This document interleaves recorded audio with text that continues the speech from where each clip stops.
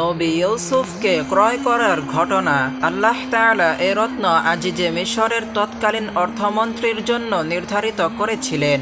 তিনি বিনিময়ে উল্লেখিত দ্রব্য সামগ্রী দিয়ে ইউসুফ আলাইহি ওয়াসাল্লামকে ক্রয় করে নেন। আল্লাহ তাআলা মিশরে ইউসুফ আলাইহি ওয়াসাল্লামকে ক্রয় করার জন্য সে দেশের সর্বাধিক সম্মানিত ব্যক্তিকে মনোনীত করেছিলেন।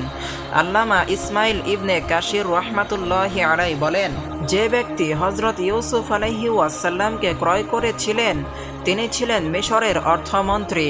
তার নাম ছিল কিতফির। কোনো বর্ণনায় ইতফিরও এসেছে।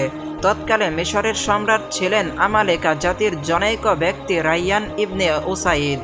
তিনি পরবর্তীকালে ইউসুফ আলাইহি ওয়াসাল্লামের হাতে মুসলমান হয়েছিলেন এবং তার জীবদ্দশায় মৃত্যুবরণ করেছিলেন। তাফসিরে মাজহারি। ক্রেতা আজিজে মিশরের স্ত্রীর নাম ছিল রাইল কিংবা জুলাইখা। আজিজে মিশর কিতফির ইউসুফ আলাইহি ওয়াসাল্লাম সম্পর্কে স্ত্রীকে যে নির্দেশ দিয়েছিলেন নিম্নে বর্ণিত আয়াতে তাই বিবৃত হয়েছে। মিশরে যে ব্যক্তি তাকে ক্রয় করল সে তার স্ত্রীকে বলল, তার সম্মানজনক থাকার ব্যবস্থা কর, হয়তো সে আমাদের উপকারে আসবে অথবা আমরা তাকে পুত্ররূপে গ্রহণ করে নিব। সূরা ইউসুফ আয়াত 11। আয়াতে বর্ণিত সম্মানজনক থাকার ব্যবস্থা দিয়ে উদ্দেশ্য ছিল তাকে বসবাসের উত্তম জায়গা দাও, কৃতদাসের মতো রেখো না এবং তার প্রয়োজনাদির সুবন্দোবস্ত কর।